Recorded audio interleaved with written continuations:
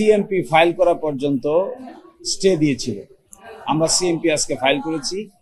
এই CMP honourable জাজ in চেম্বারে আমরা শুনানির জন্য নিয়েছি।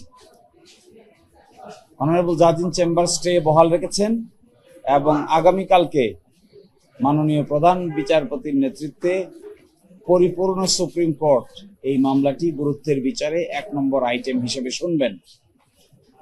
ততক্ষণ পর্যন্ত এই অতীতের দেয়া যে স্টে আদেশ আছে চেম্বার কোর্টের, স্টে আদেশ বহাল থাকবে। আর আগামীকালকে সুপ্রিম কোর্টে শুনানি হওয়ার পর পূর্ণাঙ্গভাবে ডাকসু নির্বাচন সংক্রান্ত আলোচনা চিফ জাস্টিসের নেতৃত্বে পূর্ণাঙ্গ বেঞ্চে অনুষ্ঠিত হবে। আমি মনে করি না নির্বাচন প্রক্রিয়া শেষ পর্যন্ত বাধাগ্রস্ত হবে, এটা আমি মনে করি না। কারণ আমি মনে করি নির্বাচনের প্রস্তুতি শেষ। বিশ্ববিদ্যালয় কর্তৃপক্ষ 26 তারিখ তার চূড়ান্ত প্রার্থী তালিকা ডিক্লেয়ার করেছে। সকলেই প্রচারণা করছেন। যে সমস্ত স্টেক হোল্ডার্স নির্বাচনে অংশগ্রহণ করেছেন সকলেই তাদের ভোট প্রাপ্তির জন্য, যারা ভোট দিবেন ভোটারদের কাছে যাচ্ছেন, উৎসব মুখর পরিবেশে হচ্ছে। ফলে আমি মনে করি না যে ডাকসু নির্বাচন নিয়ে এই সামান্য বিষয়ে ডাকসু নির্বাচনের উপর বড় ধরনের প্রভাব ফেলবে। হ্যাঁ, তারপরে যেহেতু একটা ছোটখাটো লিগ্যাল বিষয়ে উত্থাপন করা হয়েছে, এই আলোচনা শেষ পর্যন্ত আমাদের বিচার বিভাগ আশা করি আগামীকালকেই সেটেল করে দিবেন। আমি আইনজীবী, আমার কাজ হলো আইনি প্রক্রিয়া কি হচ্ছে তার জবাব দেওয়া। আমি আইনজীবী তো ষড়যন্ত্রের কথা বলতে পারবো না। আমি যে কথা বলছি যে রিট পিটিশনটি দায়ের করা হয়েছে, ইট ইজ নট মেনটেনেবল। এইভাবে রিট পিটিশন চলে না, এইভাবে রিট পিটিশন করা যায় না। যিনি রিট পিটিশন করেছেন, তিনি যার ব্যাপারে রিট পিটিশন করেছেন তাদের দুইজনের পদবিও ভিন্ন। যদি তাই হয়ে থাকে তাহলে তিনি কেন রিট পিটিশন করেছেন? এই রিট পিটিশনের কারণে তিনি কিভাবে ক্ষতিগ্রস্ত হলেন?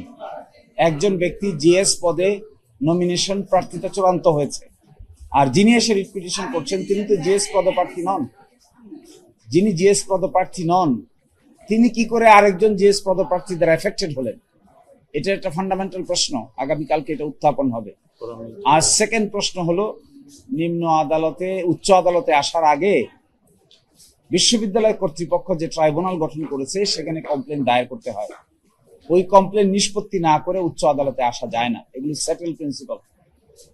এগুলো কোনো কিছু না করে সরাসরি হাইকোর্টে রিট আবেদন করার এই যে এক প্রক্রিয়া, আমরা মনে করি এটা পরবর্তী চিন্তা ভাবনার ফল, যেটাকে ইংরেজিতে বলে ম্যাটার অফ আফটার থট। অর্থাৎ ডাকসু নির্বাচনের প্রার্থীতা চূড়ান্ত হওয়ার পরে যিনি এই কমপ্লেন এখন হাইকোর্টে করছেন তিনি পরবর্তীতে এই বুদ্ধি বের করেছেন। এই বুদ্ধিটা স্বাভাবিক নয়। আগামীকালকে পূর্ণাঙ্গ কোর্টে সেটা চুলচেরা বিশ্লেষণের মাধ্যমে উন্মোচন করা হবে। আমাদের মতো আইনজীবীদের ছোট্ট ব্যাপারে নাক গলানোর কোনো প্রয়োজন আছে বলে আমি মনে করি না।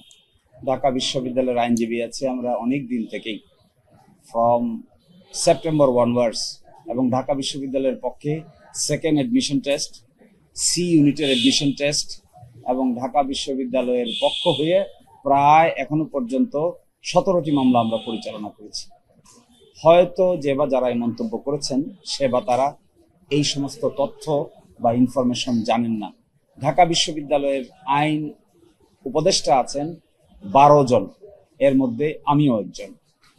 এই সমস্ত ক্ষেত্রে বিশ্ববিদ্যালয় কর্তৃপক্ষ বিভিন্ন মামলা বিভিন্ন জনের কাছে পাঠিয়ে থাকেন, যার কাছে যেটা পাঠান তিনি সেটা করে থাকেন। ফলে এই সমস্ত বিষয়ে অযথা কত কথা বলা কিংবা উত্তর দেওয়া আমি মনে করি উভয়টাই সময় নষ্টের মতো। আগামীকালকে চূড়ান্ত সিদ্ধান্ত দিবেন মাননীয় প্রধান বিচারপতির নেতৃত্বে পূর্ণাঙ্গ বেঞ্চ। এরপরে আগামীকালকে সকালের পরেই আর কোনো ধোঁয়াশা কারো মধ্যে থাকবে না। আর এরই মধ্যে যেহেতু স্টে আছে সেই জন্য নির্বাচনী প্রচারণা কর্মকাণ্ড পরিচালনা করতে কোথাও কোনো বাধা নেই।